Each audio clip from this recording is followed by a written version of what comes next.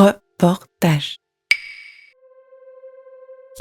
Coucou, cette histoire s'écoute comme un feuilleton. Alors si t'arrives ici, je te recommande de la reprendre au début. Bisous. J'arrive pas à lire, j'ai pas mes lunettes. Ça, c'est de la gelée de quoi? Est-ce que quelqu'un veut de la gelée de quoi?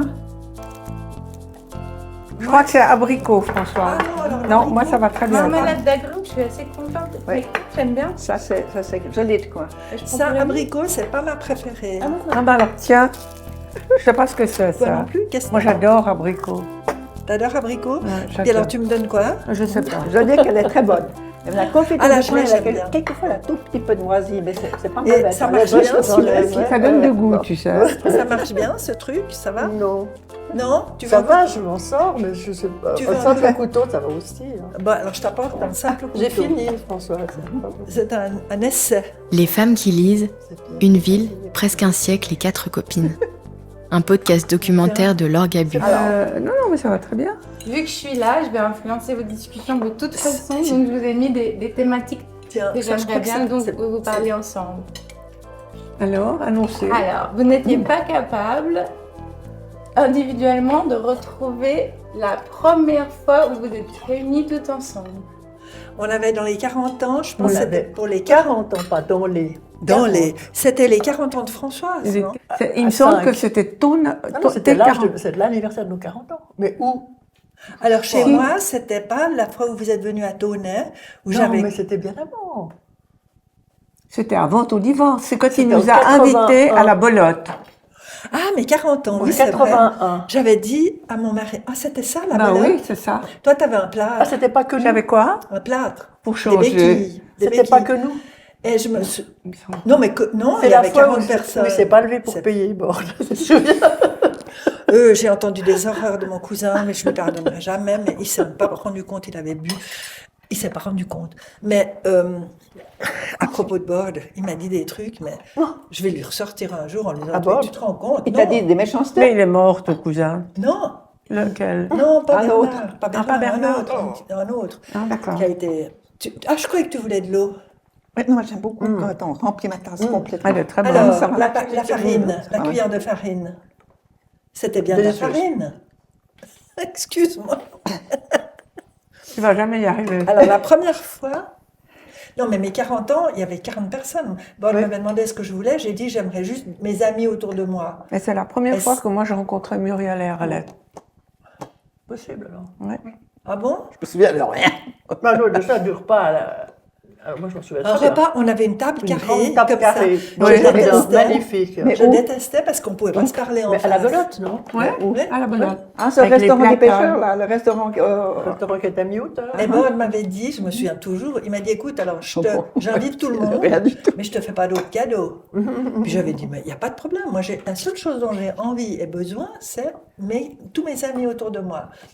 Et après, il m'avait quand même donné une bague de chez Non. Gilbert Albert que j'ai encore, qui est à la banque, des boucles d'oreilles qui ont été C'est pas dans volées. tes sacs micro Mais il est par chaud. hasard. Non, mais Chose, j'entends, bon, il était bah, chou, vraiment, n'est-ce pas? Oui, adorable. Adorable. Non, mais j'ai des amis qui me disent encore maintenant, mais tu sais, nous, on l'aimait bien, ton... Oh, on t'a pas dit ça, nous. Non.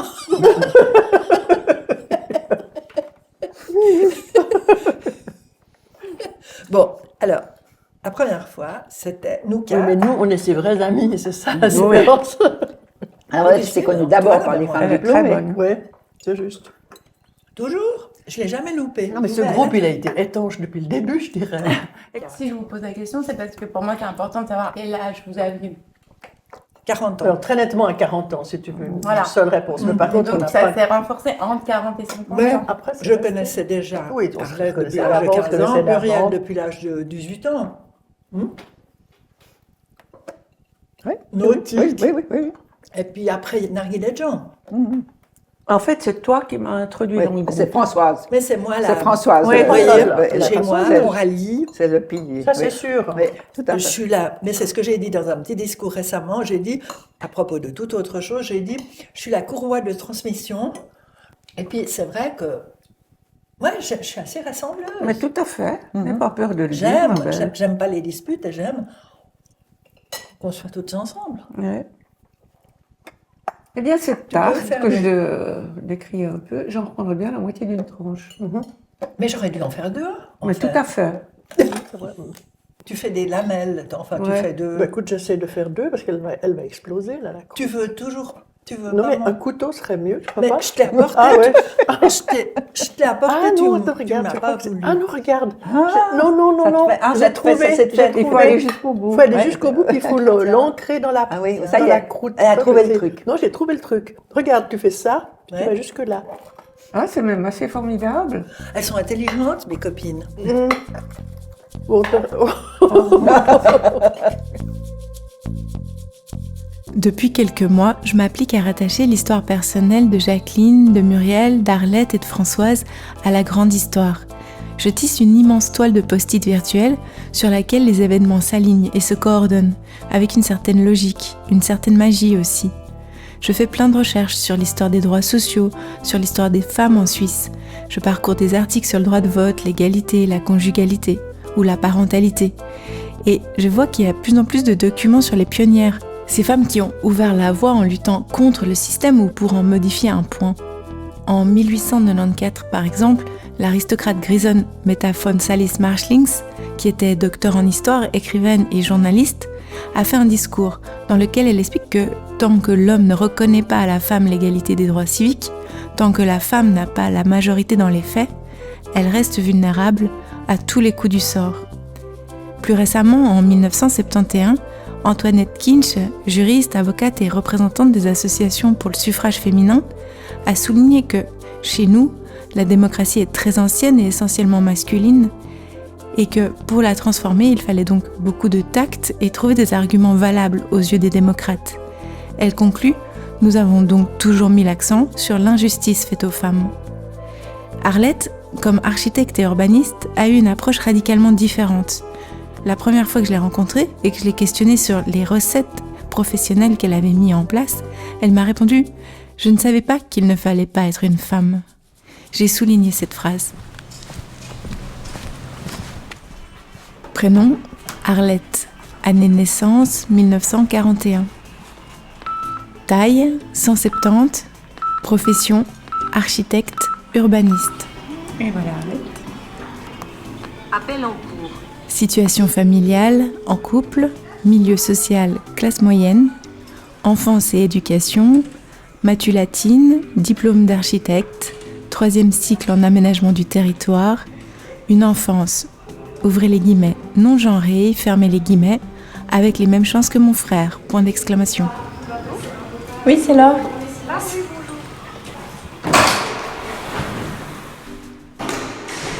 Principal trait de personnalité, persévérance, endurance, une certaine forme d'autorité. Qualité, créativité. Défaut, péremptoire. Désir profond, sérénité et découverte. Entre parenthèses, est-ce contradictoire? Peur profonde, les malheurs qui pourraient toucher mes proches. Devise, pas de réponse. Arlette et Pierre. Bonjour. Ça va? Ça va bien, ça. Oui. Je vais enlever mes chaussures, je peux? Donc, tu peux les laisser. Mais en fait, il y avait de la boue dehors avec la pluie. Je suis un peu Fais gênée. comme tu veux. Je te précède. Ouais, volontiers.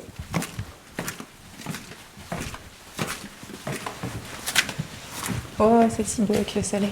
Je sais pas où tu veux qu'on s'installe. On peut se mettre ici, on peut se mettre là. Ou sinon, on peut se mettre dehors. Ah, mais peut-être ce sera un peu bruyant. J'ai envie de profiter de la terrasse. Ça fait combien de temps que tu habites ici? 4 ans. Tu te lasses? Ça serait T'en as marre de cette vue? Ce serait difficile. En plus, le passage des saisons est extraordinaire. Ouais, là, les arbres vont bientôt devenir Oui, orange. exactement. Tu t'es baignée aujourd'hui? Pas aujourd'hui. Moi, je vais aller me baigner aussi. Tu te baignes ici parfois? Ici, ouais, ben, comme tu sais, j'ai mon atelier juste à Oui, côté. juste là. Donc, des fois, je Bien, saute. là. Ouais. L'appartement d'Arlette est très beau et surtout très accueillant. C'est un duplex clair, lumineux, parfaitement rénové et pensé par ses soins, avec une vue sur le Rhône. Elle a acheté cet appartement en ville il y a quelques années, après la revente de sa maison à la campagne. Un coup de flair, un coup de maître même. Je pourrais rester des heures sur sa terrasse à contempler le bal des oiseaux et des nuages. Mais je crains trop le bruit de la route. Alors on s'installe à l'intérieur et je reprends mes questions sur l'amitié. Puis il y a quelque chose de beau, quoi, dans les relations humaines qui... Non? Mais au-delà de tout ce qu'on a fait, peut-être qu'on l'a fait, mais c'est comme, Mais c'est comme Georges Dandin qui fait de la prose sans le savoir. Il fait de l'amitié sans le savoir. moi, c'était un peu la sensation que j'ai eue en écoutant. Je me suis dit, mais Je sais pas, tu vas attaquer comment, je sais pas où m'en mettre. voilà, mets-toi confortable, puis après, moi, je m'adapte. Mais ce que je trouvais joli, c'était peut-être de définir ensemble qu'est-ce que c'était l'amitié pour vous. Ouais. T'as réfléchi à ça? Non, je compte sur toi. Bah, je me disais l'amour, l'amitié, la famille, tu vois, qu'est-ce qui définit l'amitié? Alors l'amitié est peut-être plus pérenne que l'amour. C'est ce qu'on voit, Ouais, parce que moins exclusive. oui, oui. Et puis faisant appel à moins de sensations aussi, moins de sentiments. On peut être plus tolérant, on peut être plus ouvert, comme tu dis, c'est plus ouvert que l'amour. Et puis il y avait une dimension dans les définitions qui était que c'était désintéressé. Oui, quand elle est vraie, oui, je pense. Mais elle n'est pas désintéressée, parce que le simple fait qu'on en a besoin, c'est pas une question financière, c'est le simple fait qu'on en a besoin, qu'on a besoin du groupe, qu'on a besoin des autres. Mais du coup, à la fin de la vidéo, il concluait que c'était donc un besoin égoïste altruiste. C'est-à-dire que tu avais besoin d'avoir des amis à qui tu pouvais rendre service et faire le bien pour te valoriser toi dans ta sensation d'utilité d'être humain sur Terre. Mais c'est aussi... ça peut être intéressé. Moi, je sais pas. Non, mais intéressé, c'est un peu péjoratif. Oui, mais il disait que ça pouvait être soit parce que t'aimes jouer ensemble quand t'es enfant, Ouais. et ou carrément que t'as un intérêt, mais c'était pas... Ça peut être juste le plaisir de partager des choses en commun. Oui. Puis je trouve que Plaisir d'échanger. Ouais. Ah, c'est certain, ça. Donc voilà, je cherche qu'est-ce qui définit... C'est toi qui voulais savoir, hein, qu'est-ce que c'était. C'est toi qui m'as lancé ce challenge de définir qu'est-ce qui vous unit. Bon, est-ce que tu te souviens quand tu as rencontré Françoise, vu que c'est la première que tu as rencontrée? Alors, on était à l'école. Mais tu te rappelles de quelque chose? Pas particulièrement, je crois. Je sais qu'on a préparé beaucoup d'examens ensemble, on a fait des choses comme ça. On a fait des vacances ensemble, Non, pas particulièrement, en fait. Mais tu te souviens pourquoi vous étiez copines, justement? On avait, je pense, un peu le même rythme. On se trouvait sur l'acheté du jet d'eau à 7h du matin ou à 6h du matin, et puis on révisait je sais pas ce qu'on avait, si on avait un examen, ce qu'on avait une épreuve, ce qu'on avait, on nageait, et puis on allait à l'école après. On avait peur de sentir un petit peu l'huile solaire. Mais je sais qu'on a fait souvent ça. Parce que vous habitiez où? Alors elle habitait aux Eaux Vives, moi j'habitais à Saint-Jean, mais je pense que c'était le lac qui nous attirait. Tu vois déjà l'eau.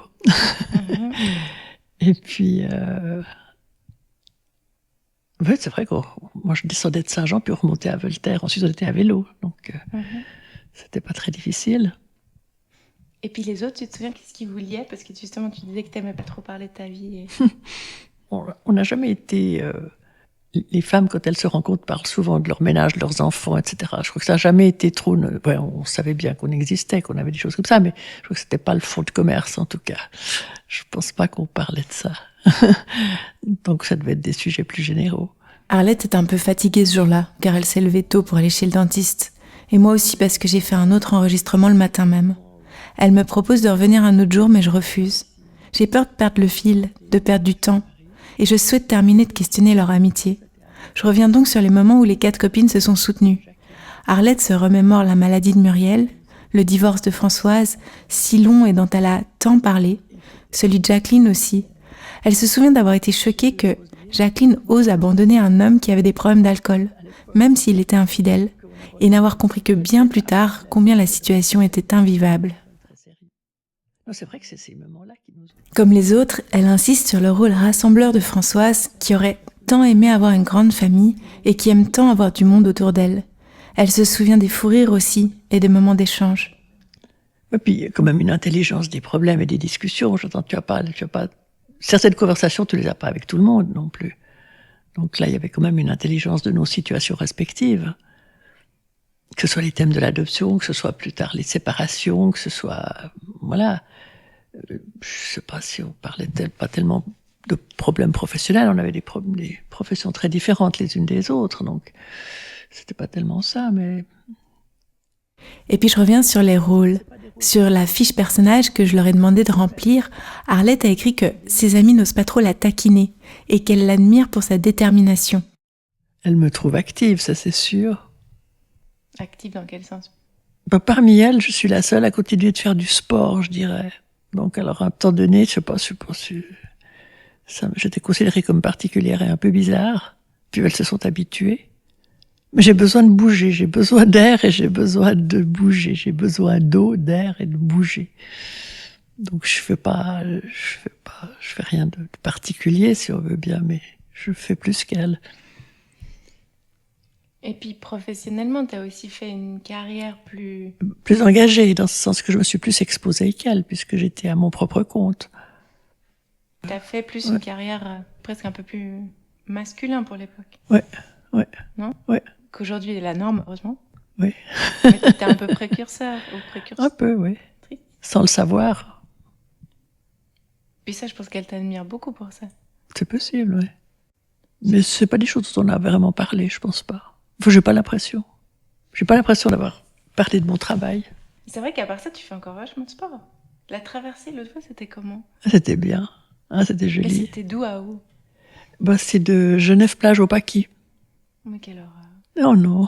Et ça dure combien de temps? Alors moi j'ai mis 1 heure, mais les gens qui la font en nageant vite le font en 1 demi-heure. Mais il n'y a pas des énormes courants au mieux? Non, ils nous font faire... Tu ne traverses pas en ligne droite géographiquement. Ligne droite, tu fais une espèce de banane. Parce qu'autrement, effectivement, tu serais un petit peu... Les gens sont pas habitués à nager dans les courants. Ils seraient un petit peu déportés vers le jet d'eau, si on veut. Donc ils nous font aller comme perpendiculairement avant... Comme un voilier. Ouais, avant de faire la boucle pour arriver sur les Paquis. Mais c'est joli comme événement. C'est le matin, c'est assez tôt, à 8h, un dimanche matin à 8h. Et puis, ils arrêtent toute la navigation dans cette partie-là pour que le flot des nageurs puisse passer. Je peux pas le faire à la vitesse, je pourrais pas de toute façon. Donc, du coup, j'en profite. Mais à 8h du matin, au milieu du lac, c'est super. En nageant face à la cathédrale, c'est extraordinaire. Ça me donne envie maintenant. Et en plus, il faisait très beau. Le lac était calme. Le lac est souvent calme le matin tôt. Je m'étais dit s'il y a des vagues, parce que j'ai nagé un jour de vagues, de bises. Je me suis dit, si c'est ça, j'y vais pas. Mais là, c'était magnifique. C'était tout calme. C'était très beau. Mais le sport, vous avez jamais fait ensemble? Vous avez fait les voyages ensemble? On a skié un petit peu ensemble. Pas avec Jacqueline, parce qu'elle a eu son accident assez tôt. Mais avec les 2 autres, on a skié un peu. Mais c'était pas non plus des très grandes skieuses, pas très... Toi plus? Oui. Plus endurante. On a fait on a fait des vacances ensemble, les fameux séjours à Ibiza, mais on n'était que 3. Pendant 10 ans, on a passé nos étés à Ibiza. Et pourquoi est-ce que Muriel venait pas? Alors, c'était vraiment pas son style. Parce qu'on était assez parasol, piscine et lecture la journée. Puis après, on partait rigoler un petit peu dans la petite ville, quoi.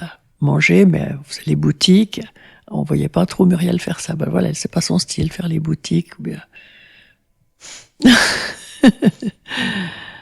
Je te conseille d'essayer. En boîte de nuit après et tout Non, ça? pas du tout. C'est Alors. pas votre style non plus? Pas du tout, non. Par contre, essayez un costume de bain à 11h du soir, dans une cabine exiguë. Oui, ça nous a donné des fous rires. Et puis bon, on a essayé de rester dans le port à Ibiza jusqu'à passer minuit, parce que c'est à partir de minuit que les drag queens se réunissent. Et puis il faut une espèce de parade. Alors c'est des maquillages et des costumes extraordinaires. Ils ont dû passer leur journée à s'habiller, à se maquiller. Ah, moi aussi, j'adore les drag queens. Ouais. Et elle est superbe. Puis il faut une parade. Je sais pas s'ils le font toujours. Puis ça entraîne les gens vers les boîtes de nuit. Mais vous regardez que la parade, vous allez pas Oui, les boîtes de nuit. non, aucun intérêt. Vous draguiez ensemble, même pas trop. Je pense pas. On a des plaisanteries peut-être, mais alors pas passer à l'acte. Ça va te faire un bruit d'avion, ou bien? Pourquoi? Parce que Pierre est en train de rentrer. Non, c'est bon. Non, c'est bon. Bon. Ça fait quoi d'avoir 80 ans? Comment tu le vis? Tu le sens? Non, pas trop. J'avoue que j'ai pas mal de chance pour ça. Mais c'est assez sympa. Ça a l'air quand on vous voit. C'est assez sympa parce que tout à coup, il y a des peurs qui n'existent plus. Par exemple? Bon, la peur de bien faire, la peur de faire juste, la peur d'être regardé d'une certaine façon. Tu t'en fiches beaucoup plus. Parce que tu te dis, non, moi, j'ai ma place, je prends ma place, j'ai plus beaucoup de temps, mais je garde ma place. Ça te donne de l'assurance. Et puis ça te donne du calme parce que tu peux considérer peut-être l'agitation de certains comme c'est pas la peine de s'agiter parce que de toute façon ça se passera, ça s'arrangera. Moi je le vois dans l'évolution de mes petits-enfants. C'est très angoissant d'élever des enfants. Mais de regarder vivre des petits-enfants, c'est plus agréable parce que tu sais que ça ira bien. Sur le moment, c'est difficile pour les parents, mais tu sais qu'à la longue, ça ira bien. Tu te fais pas de soucis pour le lendemain. C'est joli. Ah, tu penses que c'est ça la différence entre les parents et les grands-parents? Les parents, ils ont l'angoisse de faire bien et les grands-parents, ils savent que ça va bien se passer. Ils ont l'angoisse et l'obligation de faire bien, tandis que... Toi, t'as eu combien d'enfants? 2. Et t'as combien de petits-enfants? J'en ai 4. On en parle? Non, je rigole. T'en as 4. Ouais. Et j'ai mis une question que j'aime bien. Quelle femme tu serais aujourd'hui si t'avais pas eu ces amis-là? Ah, il me manquerait quelque chose, alors, ça, sérieusement. Si j'avais pas eu ces amis-là, j'en aurais peut-être eu d'autres. Ben, admettons que j'aurais que ce que j'ai maintenant, mais pas ces amis-là, alors là, ce serait un gros moins. Ah oui. Ah, ça, c'est un jardin particulier. Justement, ce jardin de l'intimité, mais du respect de la distance, de la sécurité, on peut dire, de la sécurité de cette présence fidèle, même si on la pratique pas du tout au quotidien. Non, ce serait quelque chose qui manquerait totalement, alors. Plus que l'amour. Il y a Pierre qui en parle. Non, au même titre. Ah, c'est tout aussi important, oui, dans la vie. Ouais. C'est une autre sphère, il n'y a pas de hiérarchie. Mais c'est ce qui fait qu'on est ce qu'on est aussi, cette amitié. Ça donne une espèce de joie de vivre, de bien-être. Malgré tout. Oui. Plus j'écoute les 4 copines, plus je me dis qu'elles ne sont peut-être pas des pionnières des droits des femmes qui auront un jour leur place dans les livres d'histoire, mais qu'elles ont pourtant fait bouger les choses. Pas à l'échelle nationale, mais à leur échelle. Et de ça, j'ai quand même envie d'en parler. Parce qu'elles ont grandi, elles sont tombées amoureuses, elles se sont mariées, à une époque où l'homme était chef de l'union conjugale, et où les femmes n'avaient pas le droit d'ouvrir un compte bancaire, ou le droit de vote à l'échelle nationale. Elles ont eu ensuite des enfants, dans une époque où l'avortement était interdit, et où les violences domestiques n'étaient pas encore un délit. Elles ont fêté leurs 50 ans, l'année de la première grève des femmes plus ou moins, qui réclamait la mise en place de l'égalité inscrite 10 ans auparavant dans la Constitution. Et récemment, elles ont été appelées à voter pour le mariage pour toutes et tous, le congé paternité ou encore le passage de l'âge de la retraite des femmes à 65 ans. Alors c'est dire tout ce qu'elles ont traversé à leur échelle, de citoyennes, de conjointes, de mères et simplement de femmes. Moi je me demandais dans ton parcours, parce que toi, je sais que... En fait dans ton parcours, comme tu as fait ces études, après plus de sport et tout ça, en fait il y a quelque chose où tu t'es sentie plus légitime. Légitime pourquoi? de faire de l'architecture, c'était pas une question de... Enfin, peut-être que ça l'était, mais j'ai l'impression que t'avais plus une sorte d'assise à ce niveau-là. Là où elles ont dit, j'étais bonne élève, alors j'ai fait une école de secrétariat. Ouais. 40 ans plus tard, ou 60 ans plus tard, j'ai l'impression qu'il y avait quand même un petit côté plafond de verre, quoi. Alors moi, je l'ai jamais senti. Toi, ce plafond de verre, j'ai pas l'impression que tu l'avais beaucoup sur la tête, Non. en fait. Je l'ai jamais eu même. Et je l'ai jamais senti. Et ça, c'est fou. Et ça, c'est très curieux. Et je sais pas expliquer pourquoi. C'est comme la question que tu poses sur l'amitié. Je sais pas répondre. Et là, je sais pas répondre pourquoi. Moi, je faisais un pas, puis après, je faisais le suivant. Puis après, je faisais le suivant. T'as jamais senti qu'il y avait un plafond de verre au-dessus de ta tête, puis qu'il fallait le pousser ou le repousser ou le faire Non, exploser? j'ai pas eu l'impression. C'est drôle. C'est fascinant. Mais c'est cool. Je sais pas d'où ça vient. Donc t'en as pas tellement souffert. D'être femme au milieu non, de tous c'est ces comme je te l'avais dit à la première rencontre, je savais même pas que c'était un problème d'être une femme. Parce que j'avais fait certaines choses, puis je faisais les suivantes. Bon, la vie m'a un tout petit peu aidée, dans ce sens que quand j'ai fini mes études, au début, j'ai fait ces études parce que ça m'intéressait, point. Et puis, j'étais mariée, j'ai eu un enfant, et ça a foiré. Donc, j'ai travaillé. Mais je pense que j'étais pas destinée à travailler. J'avais pas l'a priori de vouloir travailler. C'est très drôle. Alors là, ça m'a aidée. T'as été obligée. Ouais, parce que qu'est-ce que tu veux faire d'autre? Oui, je pense, en quelque sorte. J'ai fait le pas. Ça m'a poussé à faire le pas. Ça n'a pas été une souffrance, parce que c'était logique, tout le monde faisait ça. Au sortir des études, tu vas travailler. Mais je veux dire, ça m'a fait faire le pas sans réfléchir. Alors que tu te serais bien vue rester à la maison avec ta petite et pendant que tu on pu avoir 5 enfants. Ah ouais.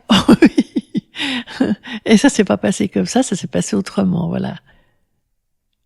Mais tu t'étais projetée cette vie-là? Oui, sans trop réfléchir. Moi, j'ai pas trop réfléchi, je crois. Parce que ta mère a 5 enfants ou non, pas du tout. 5 enfants comme ça. On descend à 3, disons, c'est un peu plus normal. Mais je voyais assez ça. Et t'as été déçue? Non. Ah bon? Ah non, pas du tout. Ok, puis du coup, j'ai travaillé. Après, j'ai travaillé pendant 2 ans à Bâle. Puis quand je suis revenue, j'ai jamais cherché des mandats. Ils sont venus assez facilement. Les choses ont changé ensuite quand il y a eu les mises en concurrence, les concours. Après, il fallait monter des dossiers. Ça, moi, j'aimais mieux être appelée ou choisie parce que je pouvais être utile, plutôt que de faire un concours pour éliminer les autres. C'était beaucoup plus agréable, la commande directe. Mais je reconnais que certains n'y trouvaient pas leur compte. Moi, j'ai eu beaucoup de chance parce que ça a bien fonctionné. Mais le concours, t'essayes d'être moins cher pour battre les autres. T'essayes d'être plus malin pour battre les autres. Ça m'a pas beaucoup, ça me convient pas beaucoup. Et puis c'est là qu'ils sont venus te chercher, par exemple, pour le parking. Je suis toujours très impressionnée que tu aies fait ce parking de Genève-Plage. À Genève-Plage? Non, ça c'était une commande directe encore. Parce qu'il fallait trouver une solution technique pour mettre le parking sous l'eau. C'est-à-dire que non, le parking était déjà sous l'eau, mais ils n'arrivaient pas à obtenir l'autorisation à cause de l'organisation des entrées et les rampes d'accès, qui alors bouffaient toute l'esplanade de Genève-Plage. Et ça, ils avaient des préavis négatifs, ils s'en sortaient pas. Donc ils sont venus vers moi parce que, déjà j'étais à la commission d'urbanisme. Et puis, j'avais une réputation déjà d'urbaniste. Alors on a changé leur système en surface et puis le projet a été accepté. On a eu l'autorisation de construire. Mais je pense que c'est quand même quelque chose c'est marrant. Enfin, a posteriori. Oui. C'est pour ça que je te dis que j'ai pas trouvé très difficile. C'est horrible de dire ça, hein, parce que maintenant tout est difficile. En même temps, je sais pas. Ou peut-être que t'avais cette naïveté ou cette candeur qui permettait de pas voir les difficultés ou de pas te focaliser dessus. De pas me focaliser surtout. Parce que je pense qu'elles étaient là. Ah bien sûr. Parce que quand on s'est vu la première fois et qu'on préparait, tu disais quand même qu'il y a eu des scènes de machisme ou sexisme bien ordinaire. Il y a eu quand même des choses. Oui. Il y a eu, à commencer par mon diplôme. Ah, c'était pas ça que t'avais raconté. T'avais raconté une autre histoire. C'était quoi l'histoire du diplôme? Mon diplôme, on avait une présentation du travail de diplôme devant un jury. Et puis qui nous mettait une note. Et ce jour-là, on était 3 à présenter notre diplôme. Je vais taire les noms, mais moi, je suis sortie de cette expérience avec un 6 plus F, ça veut dire plus félicitations. Puis un autre de mes camarades, qui était bien établi solidement à Genève, a eu un 4,5 pour dire. Bref, en sortant de là, il avait son diplôme, tout allait bien. Puis en sortant, il me dit, oui, ben, ça m'étonne pas du tout, c'est parce que t'avais une jolie robe. Ils sont délicieux. Oui, mais c'était en 68, donc on avait déjà normalement écouté un petit peu les nouvelles, ce qui se passait. Et par rapport aux autres, tu étais aussi plus impliquée en politique? Alors, pas engagée, impliquée, parce que toujours travaillant avec des municipalités, avec des conseils municipaux, avec des commissions, etc. Mais j'ai jamais été... politisée. J'ai jamais été... non, Ah, j'ai jamais engagée. Alors, aucune d'entre vous? Non. Ok, donc toi, tu n'étais pas non, engagée politique? Non, pas du tout.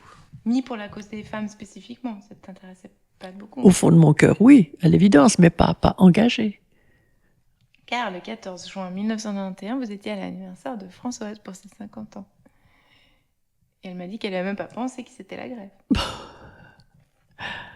Non, mais on a quand même été... Muriel encore plus que moi, mais moi peut-être avant elle, l'association genevoise des femmes universitaires. Ah, ça, il faut qu'on en parle. Oui. Parce que donc, elle m'a montré ce travail que vous avez fait ensemble. Oui, sur le travail à temps partiel. Avec Calmiret. Exactement. Ouais. Notre amie Micheline, qui est devenue ensuite présidente et socialiste. Il y a quand même un truc qui m'a frappée, c'est qu'il est parfait. Tu l'as relu? Bah oui. D'accord. Alors, il est daté. Ouais. Enfin, contextuellement, il manque un peu des... Ouais. Il y a des choses maintenant qui frappent un peu, mais la mise en page, la qualité de rédaction, l'argumentation. On l'avait fait la rédaction finale à Avoria. Ah. On avait fait une retraite dans mon chalet. Mais Muriel en est très fière et elle dit que tu n'en es pas si fière que ça. Moi? Ouais. Ah non, moi je l'aime bien ce travail. Ah. Et moi j'étais assez contente parce que notre conclusion nous empêchait d'être en faveur du travail à temps partiel pour les femmes. Mm-hmm. Parce qu'il y avait un débat à cette époque-là. Probablement que c'était le début de ça. On nous disait qu'on n'avait qu'à travailler à temps partiel. Et puis les postes importants, les postes de commandement ou de gestion ne sont jamais donnés à des personnes qui travaillent à temps partiel. Alors, si tout le monde baisse et tout le monde travaille à temps partiel, tout va bien. Mais ça donnait des rôles subalternes, le travail à temps partiel. Enfin, je sais pas si c'était ça l'argument, mais je sais qu'en substance, on n'avait pas conclu qu'on était en faveur du travail à temps partiel, parce que je trouvais que c'était une des questions. Et c'était quoi l'impact comment ça s'appelait ce comité? J'ai oublié à chaque fois. L'Association genevoise des femmes diplômées d'université. Et c'était quoi vous étiez vraiment écoutée? Il y avait vraiment un impact? Je sais pas. Alors moi, j'ai jamais pu... Muriel, elle a duré plus longtemps, elle est restée là-dedans, parce que moi, j'étais dans ce comité. Et puis, à un moment donné, j'étais vice-présidente, et il fallait trouver une présidente. Moi, je dis, mais je suis entrée vice-présidente en disant, je ne serai pas présidente, parce que je n'assume pas cette définition. Ça faisait vraiment ancien combattant. Diplômé d'université, ça veut pas dire grand-chose pour moi, parce que tout le monde peut l'être. Ça n'a pas beaucoup de sens. Ben, ça nous donne pas une supériorité. Moi, ça m'en donnait pas, en tout cas. Alors là, moi, j'ai arrêté après. Puis Muriel, elle a continué. Je crois qu'elle a assumé le secrétariat ou je sais plus quoi. Et qui a pris le rôle de présidente? Alors, à l'époque, Micheline Calmiret était pressentie pour le faire. Et puis, au dernier moment, elle a fait faux bond, ce qui a été très, très mal pris. Je sais plus qui a pris sa place. Parce que je pense qu'elle commençait à s'engager au Parti socialiste et puis à faire de la politique. Est-ce qu'on peut parler du clash que tu m'as raconté ou on peut pas en parler? Quel clash? Il n'y avait pas eu un clash avec Micheline? Oui, parce que elle avait pris, je crois, quelques leçons de speech avec la belle-mère de Muriel. Donc la mère de Philippe. La mère de Philippe. Ou est-ce qu'elle l'a fait après ou est-ce qu'elle l'avait fait avant? Puis à un moment donné, elle devait tester son discours. Ben, je pense que c'était pour cette présidence. Elle devait tester son discours pour lui dire, mais on peut être tes auditrices. Et puis tu nous délivres ton discours, puis on peut le commenter. Alors, c'est ce qu'elle avait fait. On lui avait fait des remarques négatives, je sais plus ce que c'était. Elle est partie en furie, elle a claqué la porte. Je crois bien qu'on l'a plus revue. Mais nous, elle nous avait détestés l'espace d'un instant, là. Et moi, je l'ai revue je l'ai revue plusieurs fois, mais je veux dire, c'était elle qui était présidente de la Confédération au moment de l'inauguration de la Place des Nations. Une autre de tes grandes œuvres. Une de mes grandes œuvres, comme tu dis. Ouais. Que moi, j'aime beaucoup parce Ouais. qu'il y a cette eau qui... Ouais. Les jets. Les jets d'eau Ouais. qui sont quand même super. Et qui était une solution technique. Ah, mais c'est l'eau, c'est ton élément, en fait. Peut-être aussi. Et c'était aussi parce que l'exigence, c'est que cette place, elle devait permettre les manifestations. Mhm. Donc, tu peux difficilement mettre des arbres et de la végétation, des plates-bandes, des trucs comme ça, si tu veux qu'elle soit accessible très, très largement au public. Mhm. Il y avait eu à l'époque, sur la place, alors avant qu'elle soit aménagée, il y avait eu un concert de l'Europe où la population, enfin les auditeurs de ce concert avaient envahi la totalité de tout cet espace. Donc, que faire? Quel élément naturel apporter? Je crois que l'idée de la fontaine qui pouvait jaillir ou ne pas jaillir était la bonne idée. C'était de donner un élément de nature sur cette place où, dans le fond, il fallait pas mettre des arbres. Mais j'ai vu que au Palais fédéral, à Berne, devant, Ouais. sur la place, il y a 2 nouveaux cégeps Ouais. qui sont encore plus hauts. C'est aussi Sûrement toi pas ou plus haut. Non, c'est pas nous. Non. Ils ont copié? Ils ont copié. Ah. C'est pas une... Toi, t'avais pas copié, t'avais eu l'idée. Non, c'était avant. C'était pas inspiré du Japon, je sais pas quoi. C'était vraiment une idée qui est venue. Ça ne doit pas être les seuls au monde, hein, mais... Mais tu penses que la place... Alors, je pense que la place fédérale, ça a été fait après. Est-ce qu'elle a été réalisée? Le projet de la place des Nations, j'en suis certaine, était prêt avant. Alors, la réalisation, je sais pas. Mais il y a un petit copier-coller, hein, un petit clin d'œil. Mais là, c'est eux qui ont copié, très nettement. Bon, bah, Et il y en a que NCD. 26 là-bas, c'est les 26 cantons. Nous, on en a beaucoup plus. Mm. Et donc, à l'inauguration, Micheline était là. Oui. Et oui, c'est elle qui a fait le discours pour la Confédération. Du coup, vous êtes serré la main sur une petite estrade comme ça. Oui. On peut retrouver la photo. Ouais. Ah, mais ça va, elle était plus fâchée. Non, mais elle n'a jamais été fâchée à ce point-là. Non, au contraire, parce qu'elle posait des questions parfois dans son parti socialiste. Elle aimait bien avoir des avis de gens qui n'étaient justement pas politisés, pas dans son parti. Je sais qu'elle me téléphonait de temps en temps. Pour des conseils. Oui, comme ça, pour parler. Ouais. Aménagement. Peut-être, ouais. Je ne sais plus quelle était. Ok. Mais donc, en fait, ce qui marque, ça me fait repenser à un truc que tu avais dit, c'est que tu n'as pas voulu devenir présidente parce qu'en fait, tu m'as dit, tu avais dit en préparant un truc sur la place du numéro 2. Alors, il y a ça, mais il y a... Tu peux redire, je sais plus comment Ah, t'avais oui, dit. je vois ce que tu veux dire. Non, mais les femmes universitaires, pour moi, c'est pas un thème. D'accord. Donc, présider ça, j'aurais été très mal à l'aise. Très, très mal à l'aise. Mais tu as été à l'aise de présider d'autres choses. J'ai eu beaucoup de plaisir à les fréquenter, parce que c'est le premier groupe de femmes que j'ai fréquenté, avec lesquelles on pouvait parler de tout, justement, sauf du ménage, de la cuisine et des enfants. Et ça, c'était vraiment précieux. Reposant, et ça te donnait de l'aplomb pour ne pas évoquer ces sujets, en fait, finalement un peu banals, dans d'autres circonstances. Pour moi, je leur suis très reconnaissante de ça. Après ça, numéro 2, moi, je pense que l'urbanisme, c'est un bon apprentissage. Le mariage aussi, hein. Mais l'urbanisme, c'est un bon apprentissage. Je vais te faire le lien après. Parce que si tu as une idée qui est constructive, qui est légitime, c'est pas nécessaire, c'est souvent pas très productif que ce soit toi qui dises « j'ai eu une bonne idée, on pourrait faire comme ça ».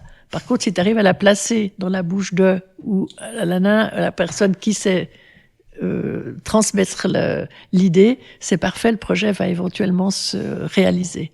Et je dis pourquoi dans le mariage, parce que la même chose, quand tu es dans un couple, c'est quelquefois...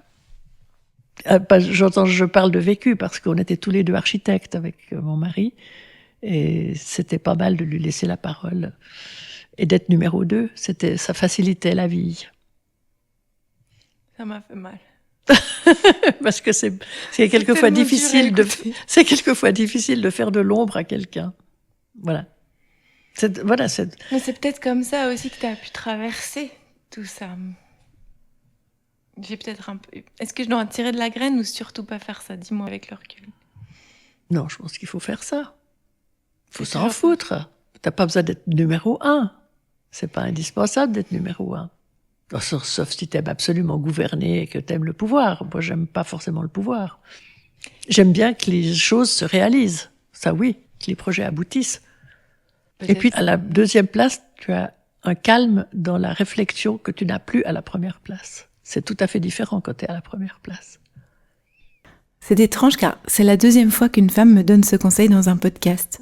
La dernière fois, c'était Sophie Lavaux, l'alpiniste qui a désormais gravi les 14 sommets de plus de 8000 mètres au monde.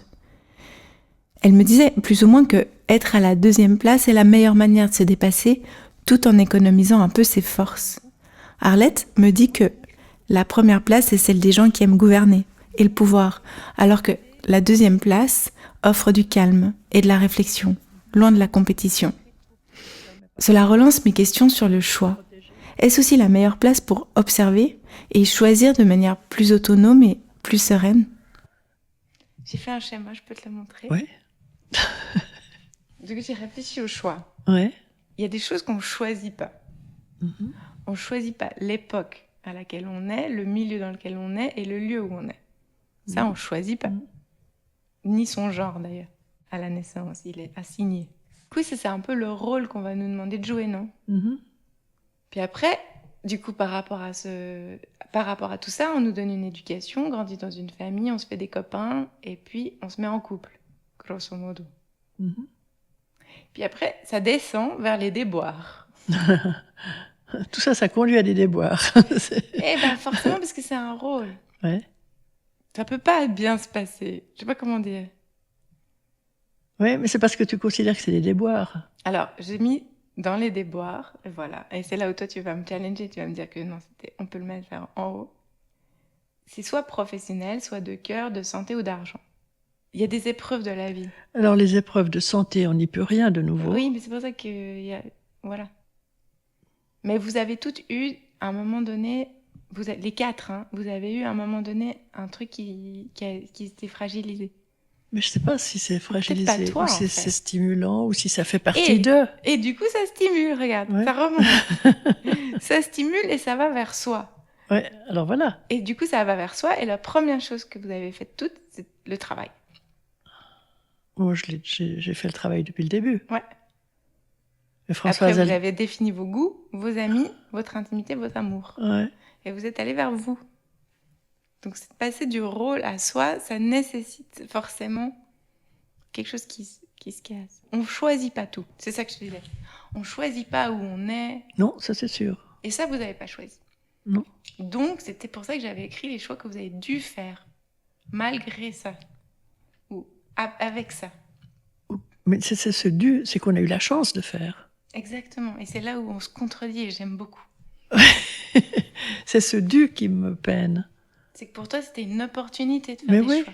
Donc, c'est les choix que vous avez la chance de faire. Oui. C'est les petits carrefours. Ouais.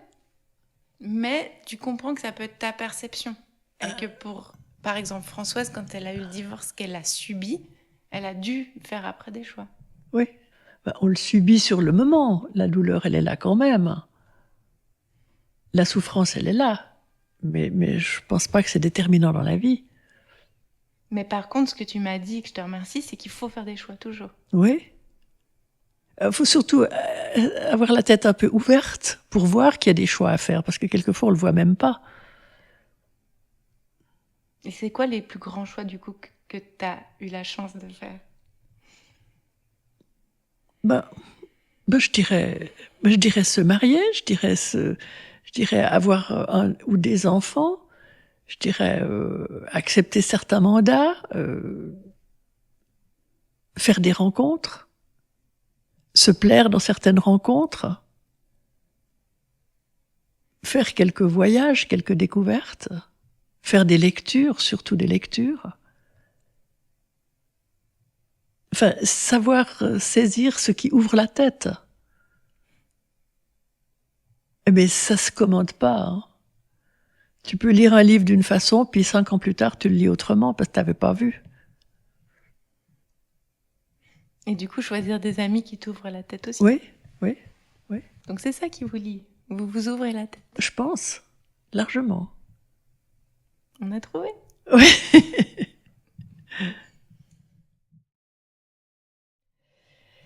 Et puis, je voulais vous faire un exercice, mais je rigolais l'autre jour avec des amis en disant qu'en fait, à nos grands-mères, on leur demande toujours des recettes de cuisine. Et puis moi, en fait, ce que je suis en train de vous demander, c'est comme des recettes pour comment on devient soi. Oui. Et comment on s'épanouit. Et du coup, je me disais, si vous voulez réfléchir. Comment on devient soi? Ouais, comme femme, tu vois, je me dis pour la postérité. Plutôt qu'apprendre que comment on fait un moelleux au chocolat. Apprendre un peu comment... On devient soi en ne se trahissant pas. Et comment on fait? Parce que tu as dit sur les choix, il y a des gens qui voient même pas qu'il y a des choix à faire. Quand j'ai eu mon dernier crack, j'espère que c'est le dernier, que mon second mari, donc, on a rompu, j'étais totalement perdue. Parce que on était associés comme architectes. On avait la maison et le chalet en commun. On avait des enfants en commun. Enfin, vraiment, il y avait beaucoup. Donc, en fait, toutes mes règles de conduite, notamment celles-ci, elles ont toutes volé en éclats. Et j'ai plus que fonctionné par j'aime, j'aime pas. Je me disais, ça correspond plus à ce que la société attend de moi, ou à ce que moi j'avais cru attendre de la vie, ou à mon schéma, ou à mon projet de vie. Ça correspond plus à rien. Donc, je fais j'aime, j'aime pas. Je fais que ce que j'aime. Je fais pas si j'aime pas. C'est une façon d'être soi. Parce que tu peux pas, faut pas aller là où c'est froid, faut pas aller, faut aller que là où ça va. J'aime bien, c'est simple. C'est tellement compliqué, c'est tellement simple. Ouais. Ça implique de savoir ce qu'on aime. Mais c'est sur le moment, c'est intuitif, ça te donne la chair de poule ou pas. Je peux le faire, je peux pas faire. Non, je peux pas le faire, je le fais pas.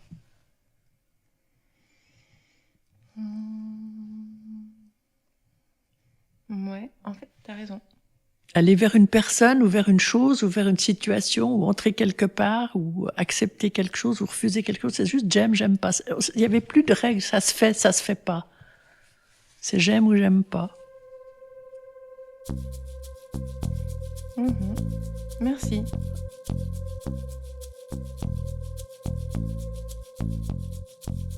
Vous écoutez Les Femmes qui lisent, un podcast réalisé par moi-même, Laure Gabu, et produit par Reportage et Audio Sensible. Merci à Mélissa Henry pour l'accompagnement, à Justine Chanal pour les illustrations, à Julien Matet pour le mix, à Roland Bucha pour la musique, à Pascal Natter pour le coaching dramaturgique. Merci à l'équipe de Reportage pour l'aide à la diffusion et à la communication. Merci à Bernadette Gaspeau d'avoir un jour proposé un cours d'histoire des femmes. Belle impulsion de départ. Merci aux pionnières et à toutes les autres personnes qui m'ont inspirée et ont ouvert la voie sur laquelle j'avance aujourd'hui. Merci à vous d'être là. Si cette histoire vous plaît, n'hésitez pas à la partager avec les gens qui vous ont inspiré et à lui mettre plein d'étoiles sur les plateformes. Vous pouvez également découvrir d'autres podcasts sur reportage.ch.